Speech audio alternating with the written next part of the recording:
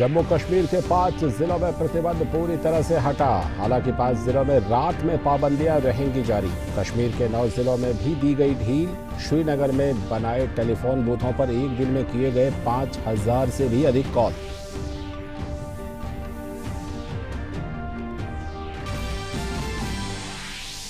Amrapali builder से घर खरीदने वालों को बड़ी राहत। सुप्रीम कोर्ट ने नोएडा और ग्रेटर नोएडा प्राधिकरण को फ्लैट मालिकों को फ्लैट देने के लिए पंजीकरण शुरू करने को कहा।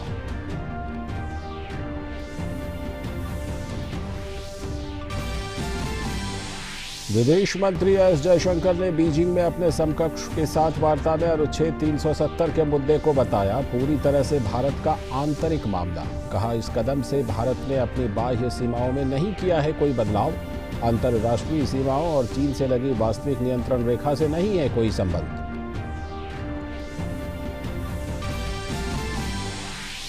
केरल, कर्नाटक और गुजरात के बाढ़ प्रभावित इलाकों में राहत और बचाव कार्य जारी। महाराष्ट्र में 2 नदियों का जलस्तर घटने से कोल्हापुर और सांगली जिले में स्थिति हुई बेहतर। और अंतर्राष्ट्रीय समाचारों में हांगकांग हवाई अड्डे पर विमानों की आवाजाही शुरू। प्रदर्शनकारियों ने के विरोध प्रदर्शन के चलते सभी उड़ानों को करना पड़ा था रद्द। और खेल की खबरों में ऐश्वर्या पिसे मोटर स्पोर्ट्स में खिताब जीतने वाली बनी पहली भारतीय। हंगरी में आयोजित हुई फेडरेशन इंटरनेशनल दी मोटरसाइकिल महिला चैंपियनशिप में दर्ज की जीत।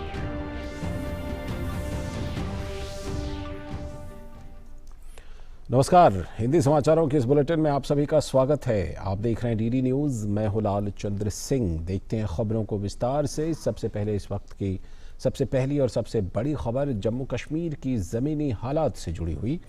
जम्मू कश्मीर के 5 जिलों में प्रतिबंध पूरी तरह से हटा दिया गया है। हालांकि 5 जिलों में रात में पाबंदियां जारी रहेंगी। कश्मीर के 9 जिलों में भी ढील दी गई है। श्रीनगर में बनाए गए टेलीफोन बूथों पर एक दिन में 5000 से भी अधिक कॉल किए गए। कश्मीर डिवीज़न में टेलीफोन पर संपर्क के लिए 300 से अधिक सार्वजनिक केंद्र बनाए गए हैं। राज्य के अलग अलग हिस्सों की स्थिति के अनुसार प्रशासन कदम उठा रहा है।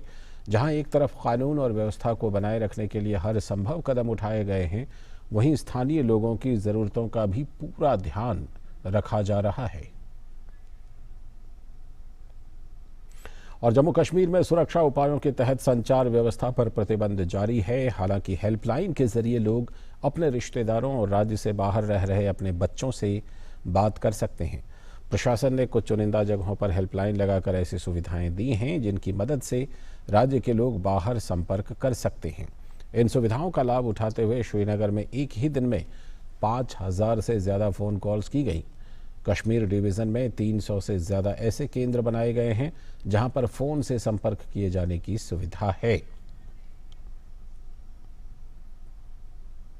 श्रीनगर में भी सीआरपीएफ ने 1411 नंबर के साथ एक हेल्पलाइन की फिर से शुरुआत की है, जिसके जरिए ज़रूरतमंद परिवारों को मदद पहुंचाई जा सकती है। इसके अलावा आधिकारिक हैंडल से भी CRPF@मददगार के जरिए मदद ली जा सकती है।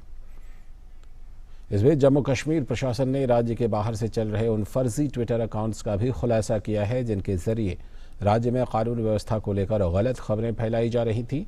एक प्रेस वार्ता में कश्मीर के IGP SP पाणी ने बताया कि इस मामले में सेवा प्रदाता के साथ बात कर कानून के मुताबिक कार्यवाही की जाएगी। और इन सब के बीच जम्मू कश्मीर सरकार ने मीडिया में आई उन खबरों का खंडन किया है जिनमें सुरक्षा बलों द्वारा फायरिंग और इसमें लोगों के घायल होने की भ्रामक खबरें चलाई गई हैं। राज्य में अभी तक इस तरह की कोई घटना नहीं घटी है। एक प्रेस रिलीज में सरकार ने हिंसा की खबरों को खारिज करते हुए साफ कर दिया कि अभी तक सुरक्षा बलों की तरफ से एक भी गोली नहीं दागी गई है और न ही इसमें कोई हताहत हुआ है। केंद्र सरकार राज्य में शांति और कानून व्यवस्था बनाए रखने के लिए प्रतिबद्ध है। अगली खबर, केंद्रीय सूचना एवं प्रसारण मंत्री प्रकाश जावड़ेकर ने कहा है कि जम्मू कश्मीर से अनुच्छेद 370 के ज़्यादातर प्रावधानों को हटाने से वहां के लोगों को तरक्की मिलेगी, इसलिए वहां की आवाम खुश है। साथ ही उन्होंने कहा कि कश्मीर में हालात जल्द ही सामान्य होंगे। जिस तरह से बकरी ईद का पूरा लोग बाहर आए और जिस तरह से अदा किया अपना प्रेयर्स, तो ये बहुत ही महत्वपूर्ण है। कश्मीर बहुत जल्दी नॉर्मल होगा, यह हमें पता है और विश्वास है। लेकिन कुछ लोग उसमें फिलिस्तीनी अगर देखेंगे कि फिलिस्तीन बनेगा वगैरह, तो वो उनकी नकारात्मक सोच है और चिदम्बरम जी उसको कम्युनलाइज करना चाहते। ये घटिया राजनीति है। और थल सेना अध्यक्ष जनरल बिपिन रावत ने फिर से कहा कि सेना किसी भी तरह की परिस्थिति के लिए तैयार है। साथ ही उन्होंने कहा कि एहतियात के तौर पर सेना की तैनाती हो रखी है और उसे लेकर किसी भी तरह की चिंता करने की जरूरत नहीं है। हम सदा सतर्क रहते हैं, हम सदा तैयार रहते हैं। किसी तरह की कार्रवाई होगी तो हम उसके लिए तैयार हैं। ऐसे स्टेटमेंट से हमें कोई फिक्र करने की जरूरत नहीं है और ना आपको फिक्र करने की जरूरत है। साथ ही उन्होंने कहा कि हम जम्मू कश्मीर में सभी के साथ अच्छे संबंध चाहते हैं। हम जनता के साथ रहेंगे, पहले भी रहते थे, बल्कि हमारा जो मेल मिलाप जनता के साथ 70 और 80 के दशक में था, वो आप वहाँ पे जानकारी से जाइए, वहाँ पता करिए किस तरह का हमारा मेल मिलाप था वहाँ के आवाम के साथ। हम उस समय भी वहाँ पे तैनात थे, बड़े अच्छी तरह से हमारी आवाम के साथ मेल मिलाप हमारा रहता था। और उस तरह का मेल मिलाप दोबारा अगर होना शुरू हो गया तो बहुत अच्छा रहेगा। उस समय हम बगैर बंदूक के मिलते थे, अगर हम दोबारा बगैर बंदूक के मिल सकते हैं, अगर सब चीज़ वहाँ सही तरीके से रहा, तो हम यही चाहते हैं। अगली खबर, केंद्रीय कैबिनेट की राजधानी दिल्ली में बैठक हो रही है। बैठक में कुछ अहम मुद्दों पर चर्चा होने की संभावना है।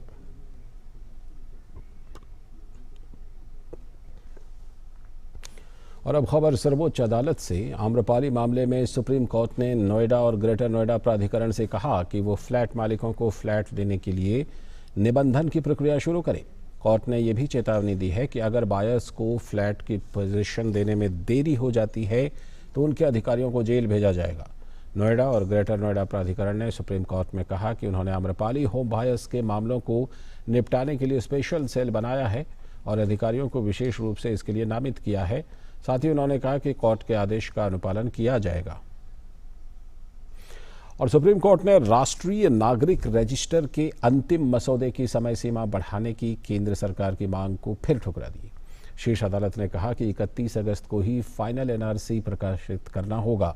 इससे पहले सुप्रीम कोर्ट ने इसे प्रकाशित करने की समय सीमा 31 जुलाई से बढ़ाकर 31 अगस्त कर दी थी। साथ ही कोर्ट ने एनआरसी मसौदे में जगह पाए लोगों की दोबारा समीक्षा की केंद्र और राज्य सरकार की मांग भी ठुकरा दी थी।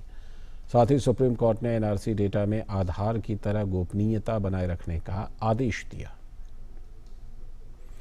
विदेश मंत्री एस जयशंकर 3 दिन के चीन दौरे पर हैं। इस दौरान उन्होंने अपने समकक्ष चीन के विदेश मंत्री वांग यी के साथ बैठक की, जिसके बाद एक प्रतिनिधिमंडल स्तर की बैठक हुई।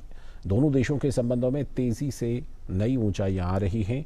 विदेश मंत्री की यात्रा के दौरान दोनों देशों के बीच 4 समझौतों पर हस्ताक्षर हुए। इस मौके पर विदेश मंत्री एस जयशंकर ने कहा कि ऐसे वक्त में जब पूरी दुनिया अनिश्चितता की स्थिति का सामना कर रही है, तब भारत चीन संबंधों को स्थिरता का परिचायक होना चाहिए। विदेश मंत्री ने कहा कि जम्मू कश्मीर पर फैसला भारत के लिए एक आंतरिक विषय है और ये भारत के संविधान के एक अस्थायी प्रावधान में बदलावों से जुड़ा मुद्दा है। जयशंकर ने इस बात का जिक्र किया कि विधायी उपायों का उद्देश्य बेहतर शासन एवं सामाजिक आर्थिक विकास को बढ़ावा है। इसका भारत की बाहरी सीमाओं या चीन से लगे एलएसी से कोई लेना देना नहीं है। उन्होंने कहा कि भारत कोई अतिरिक्त क्षेत्रीय दावे नहीं कर रहा। We have just now concluded 4 MOUs agreements, which include 1. Promoting cultural exchanges for the preservation of intangible cultural heritage, organization of cultural activities, and management of archaeological heritage sites. 2. Enhance cooperation in the field of traditional medicine, where both countries have a rich knowledge accumulated over centuries, with the objective of promoting the development of traditional medicine in the healthcare systems of the 2 countries. 3. Promote exchanges between our national sports association, sports persons, and youth for strengthening cooperation on international sports events. And 4. Cooperation in museum management for promoting collaboration between the Hubei Provincial Museum Wuhan and the National Museum New Delhi in the field of exhibitions, protection and restoration of collections, and archaeological excavations for museums. और इससे पहले विदेश मंत्री S Jaishankar ने Beijing में चीन के उपराष्ट्रपति वांग झिशान से मुलाकात की।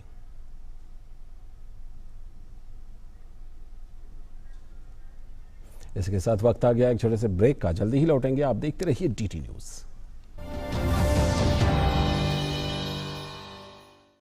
पक्की होगी बुनियादें तो हंसे हिंदुस्तान होगा। पहले करो शुरुआत करो, करो तो पक्की बात करो। पहले करो शुरुआत करो, करो तो पक्की। वंडर सीमेंट, एक परफेक्ट शुरुआत। हेलो, कौन? नमस्कार मैडम जी हम 10 वही जो बच्चों को देते हैं बड़ा काश। सोचा आपको बता दें कि हम फिर मिलने आ रहे हैं आपके बच्चे से। उसकी तबीयत बिगाड़ेंगे। दस्त ऐसे दस्तक देकर नहीं आते, तो दस्त के लिए तैयार रहना। घर में ORS और जिंक है ना? दस्त की इलाज में देरी हुई तो शरीर में पानी और पोषण की कमी जानलेवा हो सकती है। इसलिए दस्त शुरू होते ही ORS और जिंक शुरू करें। दस्त के लिए तैयार रहना। घर में ORS और जिंक है ना? दादी जी, आपकी उंगली की छाप मशीन नहीं पढ़ पा रही। माफ करना, आपको अब राशन नहीं मिल पाएगा। मैं बहुत दूर से आई हूँ, कुछ तो तरीका होगा। तरीका है आंटी। अगर कभी उंगलियों की छाप या फिर आंखों का स्कैन ना हो या कोई और वजह से वेरीफाई ना हो पाए, तो कानून है कि कोई भी दुकानदार राशन देने से मना नहीं कर सकता। आधार लेटर या फिर ई-आधार की कॉपी लेकर या उस पे छपे QR कोड को स्कैन करके दुकानदार को राशन देना ही पड़ेगा। और इतना ही नहीं, परिवार का कोई और भी सदस्य जिसका नाम राशन कार्ड पर लिखा हो, वो भी अपनी उंगलियों की छाप देकर राशन ले सकता है। क्या सच? हाँ बिल्कुल। चलिए आपका आधार डाउनलोड करके प्रिंट लेते हैं।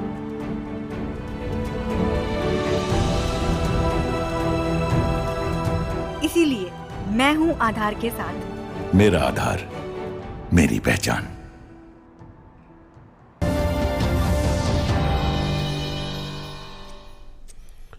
ब्रेक के बाद एक बार फिर से आपका स्वागत है। अब बात बारिश और बाढ़ से उपजे हालात की। कर्नाटक के मुख्यमंत्री BS येदियुरप्पा आज शिवमोगा जिले में बाढ़ प्रभावित इलाकों का दौरा करेंगे। इससे पहले BS येदियुरप्पा ने मंगलुरु और दक्षिणी कन्नड़ जिले में बाढ़ प्रभावित इलाकों का दौरा किया।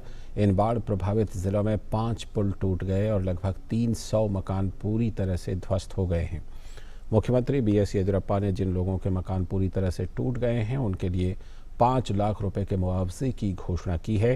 पीड़ितों को अंतरिम सहायता के तौर पर 10,000 रुपए देने की घोषणा की गई है। और कर्नाटक के कोप्पल जिले में राहत कार्य में जुटी NDRF के दल को खुद मदद की जरूरत पड़ गई जब उनकी नाव तुंगभद्रा नदी में पलट गई। NDRF की इस नाव में SDRF के 2 जवान, अग्निशमन बल के 2 कर्मचारी और NDRF का 1 जवान मौजूद था। एक हेलीकॉप्टर के जरिए सभी राहत कर्मियों को बचाकर सुरक्षित स्थान पर पहुंचाया गया।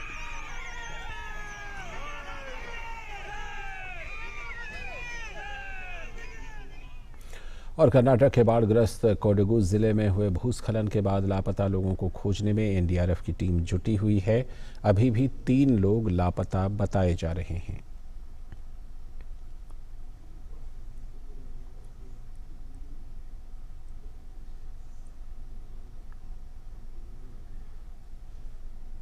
इस बीच केरल के कई हिस्सों में बारिश में कमी आने के साथ ही मलप्पुरम और वायनाड जिलों के भूस्खलन प्रभावित कवलप्पारा और पुथुमाला में राहत एवं तलाश अभियान चलाया जा रहा है। बारिश से संबंधित घटनाओं में राज्य में मरने वालों की संख्या बढ़कर 83 हो गई। राज्य के 14 जिलों की बारिश का कोई रेड अलर्ट जारी नहीं किया गया, लेकिन 6 जिलों के लिए ऑरेंज अलर्ट जारी किया गया है।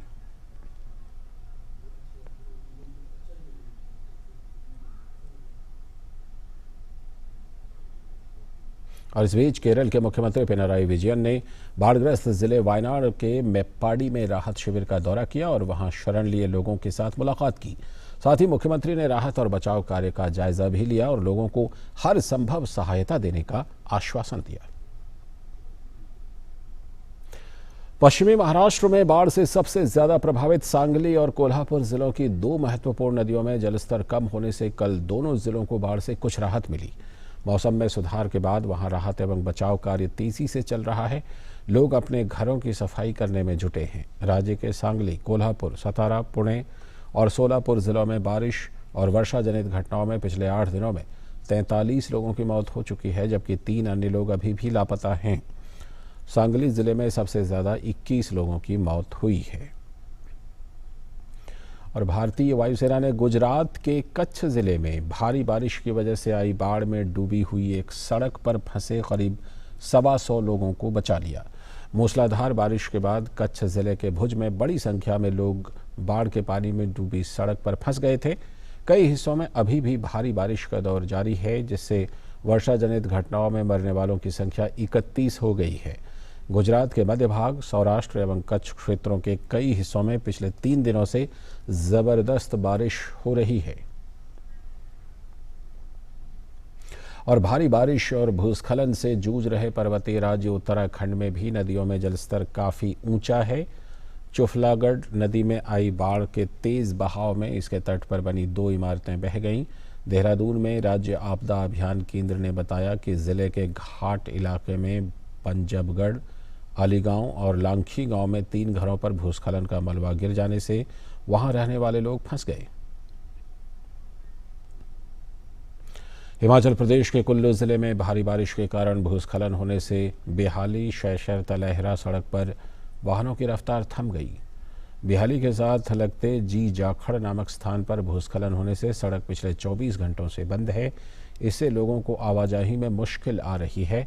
सेब का सीजन होने के कारण किसानों और बागवानों को भी मुश्किलों का सामना करना पड़ रहा है। सड़क बंद होने से कई गाड़ियां भी इस सड़क में फंसी हुई हैं। अगर समय पर सड़क को बहाल नहीं किया गया तो क्षेत्र के किसानों, बागवानों को लाखों रुपए का नुकसान उठाना पड़ सकता है। सड़क बंद होने से लोग फल और सब्जियां पीठ पर ढोकर बेहाली तक पहुंचा रहे हैं। और ओडिशा के विभिन्न हिस्सों में भारी बारिश के कारण बाढ़ का खतरा मंडरा रहा है। पिछले सप्ताह से ही राज्य में मूसलाधार बारिश में 4 लोगों की मौत हो चुकी है। दक्षिण और पश्चिम ओडिशा के 9 जिले प्रभावित हुए हैं। आगामी 3 दिनों में और बारिश होने का पूर्वानुमान है। राज्य सरकार ने बाढ़ की आशंका देखते हुए हालात से निपटने के लिए जिला प्रशासन से तैयारी करने को कहा है।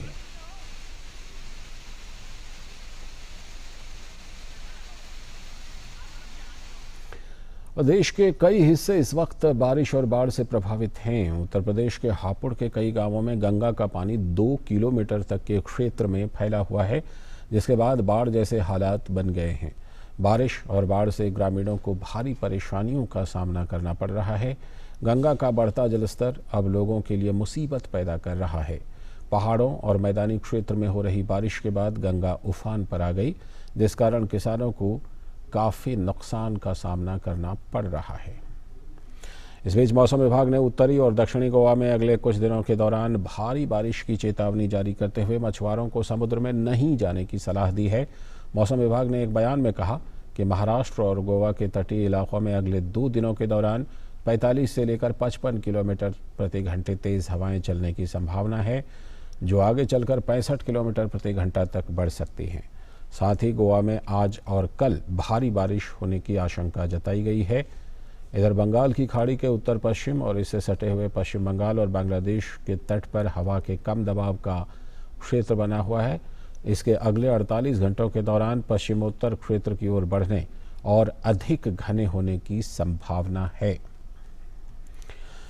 केंद्रीय सूचना एवं प्रसारण मंत्री प्रकाश जावड़ेकर ने दूरदर्शन द्वारा बनाए गए देशभक्ति से ओतप्रोत म्यूजिक वीडियो वतन को देश को समर्पित किया। नए भारत के जज्बे को दर्शाते हुए इस गीत को आलोक श्रीवास्तव ने लिखा है। वहीं इस गीत को जावेद अली ने अपनी आवाज दी है और दुष्यंत ने अपना संगीत दिया है। इस गीत में अनुच्छेद 370 हटाए जाने के बाद नए कश्मीर से लेकर चंद्रयान 2 के सफल प्रक्षेपण तक का नजरिया बयां किया गया है। माथे पे तेरे चांद का टीका लगाएंगे, आंखों में तेरी ख्वाब के तारे सजाएंगे।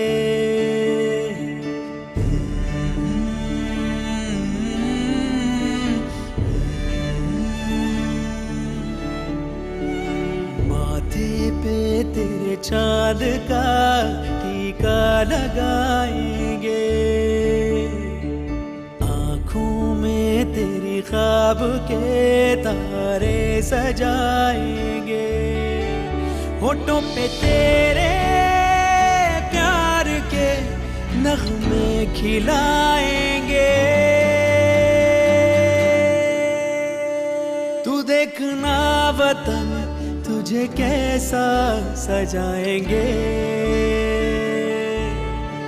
तू देखना वतन तुझे कैसा सजाएंगे,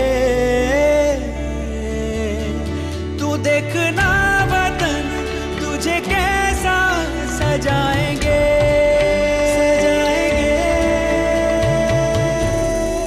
सजाएंगे, सजाएंगे।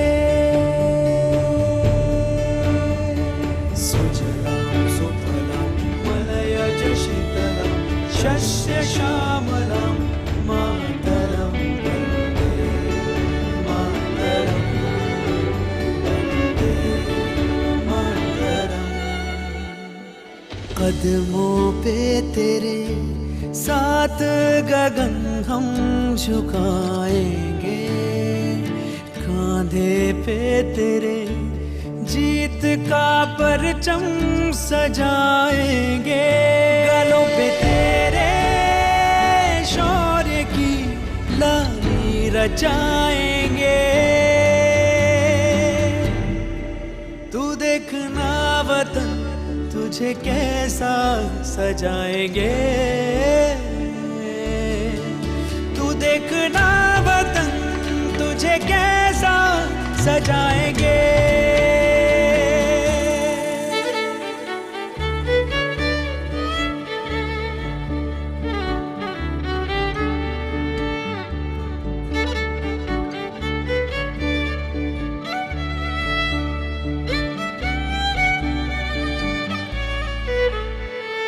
अब तक जो ना हुआ है वो अब कर दिखाएंगे, आँखों पे तेरी दूर का चश्मा लगाएंगे, सारी हदों के पार तुझे हम दिखाएंगे।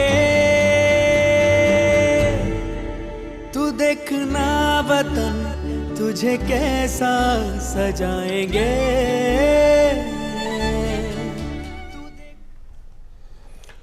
और ब्रिक्स और बेसिक देशों के पर्यावरण मंत्रियों की बैठक में हिस्सा लेने केंद्रीय पर्यावरण और वन मंत्री प्रकाश जावड़ेकर आज ब्राजील के साओ पाउलो के लिए रवाना हो रहे हैं। जावड़ेकर ने कहा कि पेरिस समझौते के तहत भारत ने जो जिम्मेदारी ली है उसे वो अच्छी तरह से निभा रहा है। उन्होंने कहा कि पर्यावरण की समस्या समूचे विश्व की है और सभी को मिलकर इसे सुलझाना होगा।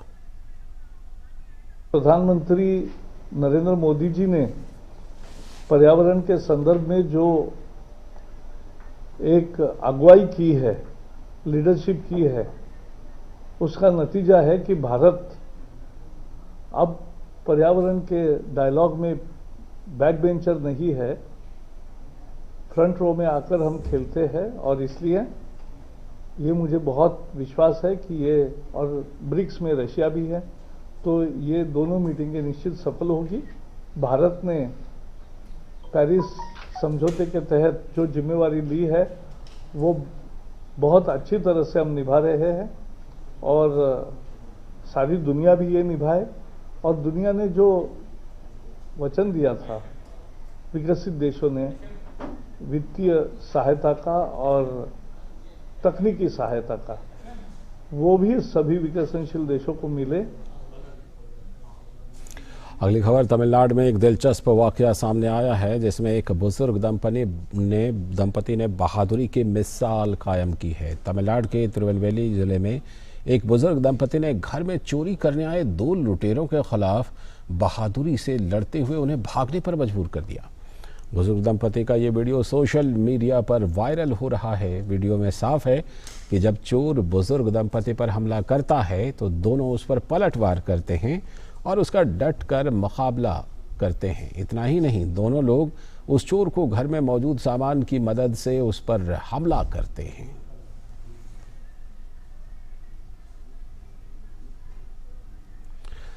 और अब कुछ बड़ी अंतर्राष्ट्रीय खबरें। हांगकांग हवाई अड्डे पर आज सुबह विमानों की आवाजाही शुरू हो गई। कल सरकार विरोधी प्रदर्शनकारियों ने हवाई अड्डे को कब्जे में ले लिया था और इसके बाद अधिकारियों ने सभी उड़ानों को रद्द कर दिया था। दुनिया के सबसे व्यस्त हवाई अड्डों में से एक हांगकांग हवाई अड्डे पर प्रदर्शनकारी कल शाम से धीरे धीरे हटने लगे। पुलिस ने उनको हटाने के लिए किसी भी तरह के बल का प्रयोग नहीं किया। आज सुबह तक हवाई अड्डों के टर्मिनल से सभी पोस्टर और विरोध के सभी चिन्हों को हटा लिया गया, लेकिन दीवार पर लिखे कुछ नारों को नहीं हटाया गया, जिसमें आंख के बदले आंख जैसे नारे लिखे थे। दरअसल प्रदर्शनकारियों ने रविवार की रात एक महिला को गंभीर रूप से चेहरे पर चोट लगने के कारण, जिसमें उसकी आंख की रोशनी चली गई थी, इस नारे को अपनाया था। प्रदर्शनकारियों की आज शाम फिर से हवाई अड्डे पर विरोध प्रदर्शन करने की योजना है। और अब खबर खेल के मैदान से। ऐश्वर्या पेसे मोटर स्पोर्ट्स में खिताब जीतने वाली पहली भारतीय बन गई हैं। उन्होंने हंगरी में वारपालोता में फेडरेशन इंटरनेशनल मोटरसाइकिल महिला चैंपियनशिप का फाइनल जीता। बेंगलुरु की 23 वर्षीय ऐश्वर्या ने कल जूनियर वर्ग की स्पर्धा में दूसरा स्थान प्राप्त किया था। दुबई में पहला दौर जीतने वाली ऐश्वर्या ने पोर्तुगल में तीसरा, स्पेन में 5वां और हंगरी में चौथा स्थान प्राप्त किया। उनके कुल 65 अंक थे।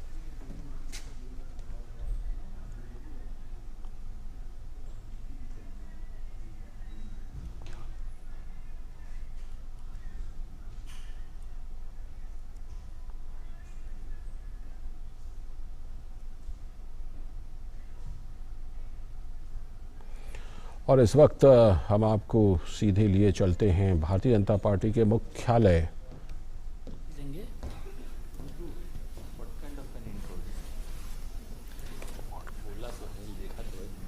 सुब्बा जी मंत्री रहे हैं, 3 बार के विधायक हैं। श्री DR थापा जी आज भारतीय जनता पार्टी की सदस्यता ले रहे हैं। 2 बारी के विधायक हैं आप। हम भारतीय जनता पार्टी परिवार में आपका स्वागत करते हैं। श्री कर्मा सोनेम लेप्चा,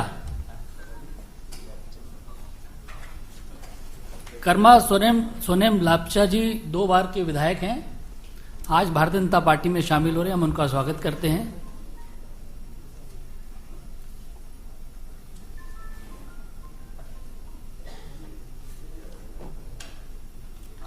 श्री KV राय जी का भारतीय जनता पार्टी में स्वागत है। KV राय जी विधायक हैं। श्री TT भूटिया जी विधायक हैं। भारतीय जनता पार्टी में भूटिया जी का स्वागत श्री माधव जी कर रहे हैं। श्रीमती फरमंती तमांग, आप भी विधायक हैं।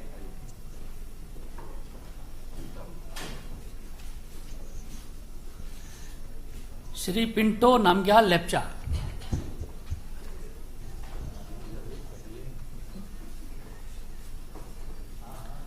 श्रीमती राजकुमारी थापा,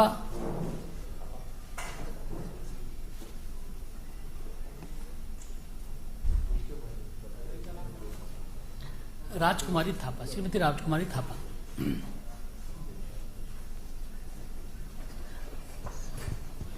आप सभी 10 विधायकों का भारतीय जनता पार्टी में बहुत बहुत अभिनंदन, बहुत बहुत स्वागत है।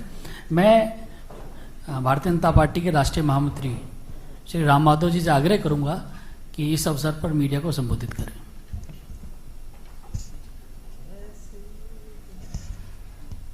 फ्रेंड्स, सिक्किम में पिछले 25 साल से सिक्किम डेमोक्रेटिक फ्रंट का नेतृत्व में सरकार रही। इस बार चुनाव में SDF के 15 स्थानों पर विजय प्राप्त हुआ। 2 स्थानों पर एक ही उम्मीदवार 2-2 जगह चुनाव लड़े थे, इसलिए इफेक्टिव लेजिस्लेचर पार्टी का स्ट्रेंथ 13 विधायकों का रहा है। उसमें से 10 विधायक सब मिलकर निर्णय किए हैं कि SDF का जो लेजिस्लेचर पार्टी है वो भारतीय जनता पार्टी में शामिल होना है। इस विषय पर बीजेपी में विचार परामर्श करने के बाद माननीय अमित शाह जी के मार्गदर्शन पर आज कार्यकारी अध्यक्ष श्री जेपी नड्डा जी इन 10 विधायकों का जो एसडीएफ का विधायक दल है, जो 2/3 से ज्यादा संख्या में साथ आया है, उनको भारतीय जनता पार्टी में अभी शामिल किए हैं। मैं हमारे राष्ट्रीय अध्यक्ष और राष्ट्रीय कार्याध्यक्ष के तरफ से और भारतीय जनता पार्टी की तरफ से एसडीएफ के विधायक जो आज बीजेपी में ज्वाइन हो रहे हैं, उन सबको हृदय से स्वागत करता हूं। एसडीएफ सिक्किम में आज विपक्षी दल है, तो अब ये विधायक हमारे पार्टी में आए हैं, तो अब बीजेपी वहां एक कंस्ट्रक्टिव अपोजिशन के रूप में उस राज्य में अपना दायित्व निभाएगी। आगे जाकर संगठन, लेजिस्लेटिव पार्टी की व्यवस्था वगैरह आगे जाकर निर्णय किए जाएंगे। मैं फिर एक बार हमारे सभी साथी विधायकों को भारतीय जनता पार्टी में हृदयपूर्वक स्वागत करता हूं। धन्यवाद राम माधव जी। श्री दोरजी शेरिंग लेप्चा जी बड़े वरिष्ठ विधायक हैं और 5 बारी के विधायक हैं। मेरा उनसे आग्रह है कि मीडिया के साथियों को संबोधित करें। उपस्थित राम माधव साहब, अनिल बिलोनी जी और मेरा संपूर्ण साथियों की तरफ से यहाँ उपस्थित पत्रकार महोदय, प्रिंट मीडिया का जितना भी भाइयों बहना है, उन लोगों को आंतरिक हृदय से धन्यवाद चढ़ाऊंगा। और आज हम टोटल 10 जो एसडीएफ के विधायक हैं। Remember that this is the big Republic campaign of how Republic has been continuously putting pressure on Twitter to take down those fake news accounts that are peddling lies. It is nothing but an ISI propaganda of pushing fake news, especially when it comes to the Valley. And this is a massive Republic campaign impact, as the cops are now parallelly also dealing with fake news and fake news accounts, and the government now taking steps to ensure that there is a control on this as far as fake news is concerned.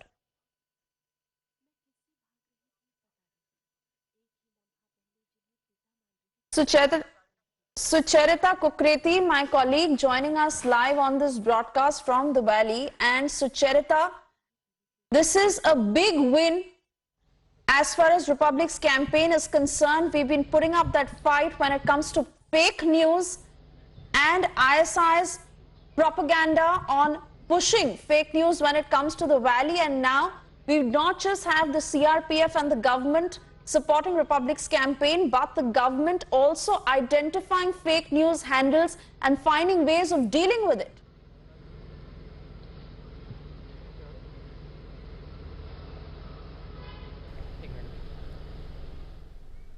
Well, live visuals there coming from a press conference where the fake Twitter handles coming under the scanner and the fake Twitter handles getting busted, and Twitter India getting a notice with regards to the same. Time now for us to slip into a short breather. Stay tuned for more. Gurugram के राहुल खेरा वो नाम है जिन्होंने कचरे को एक उपयोगी चीज में बदलकर न केवल अपने भविष्य का बल्कि अपने आसपास के इलाके का कायाकल्प कर दिया। राहुल ने लोगों को अपना कचरा सेग्रीगेट करना सिखाया। अहमदाबाद में सेवा कैफे पिछले 11-12 वर्षों से लगातार चल रहा है। सेवा कैफे में ये ग्राहकों पर निर्भर करता है कि वो भोजन करने के बाद पैसे देना चाहते हैं या नहीं। इस कैफे में खाना खाने के बदले ग्राहक अपनी इच्छा के मुताबिक पैसे दे सकता है।